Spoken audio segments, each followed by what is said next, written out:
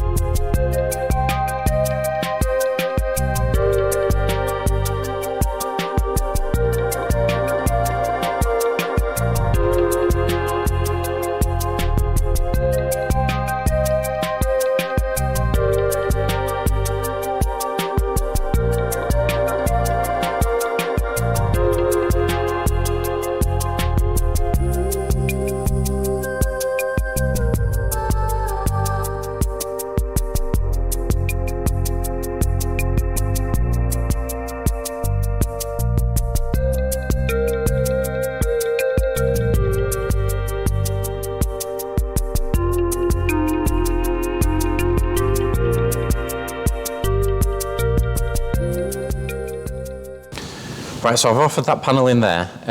One of the reasons why we don't really use prefabricated panels is because they're not always perfect or where they need to be. I mean, this has been a massive help to us because obviously this old panel here had a couple of dents in, and obviously we had all of this issue up here on the old panel. But one thing is this hole here and this actually isn't in the right place. So I've had to undo this catch here and pull this all the way to the right hand side just to make that line in with this. One thing I do need to take into consideration is the holes for the lights, because I've obviously got the old ones here and then the new one there, and I need to make sure that the light actually lines in with the body lines as well. So it's the same on this side. I want to make sure that this is actually where it needs to be, so that light fits in. So everything's good there. One thing I do need to do is I need to take it back out to obviously prime everything. I've got some holes to drill in this main section here on the back, as well as these two up here as well. So I can drill them holes, get it all primed, and then hopefully get it in place and yeah, get it tacked in.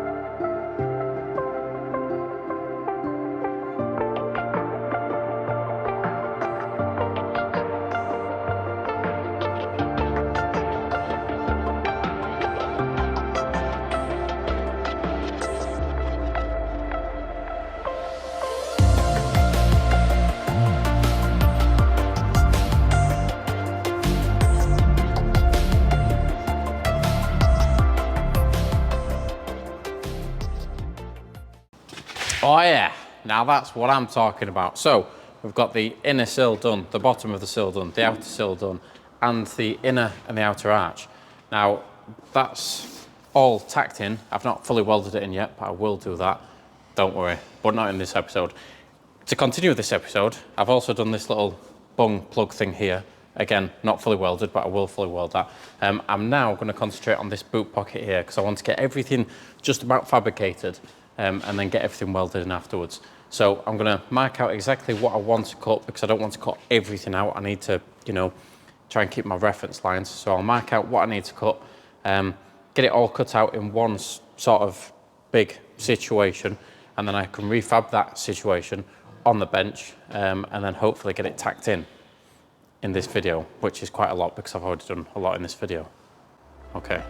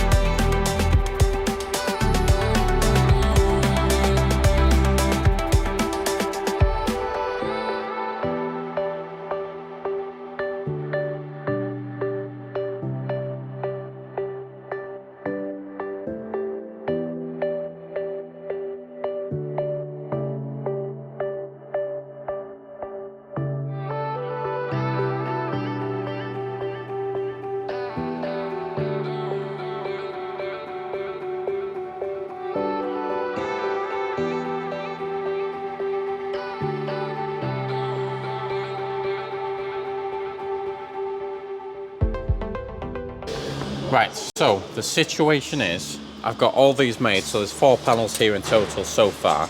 Now, I don't want to go welding these in willy-nilly. What I need to do is I need to tack them in place first to where they need to be.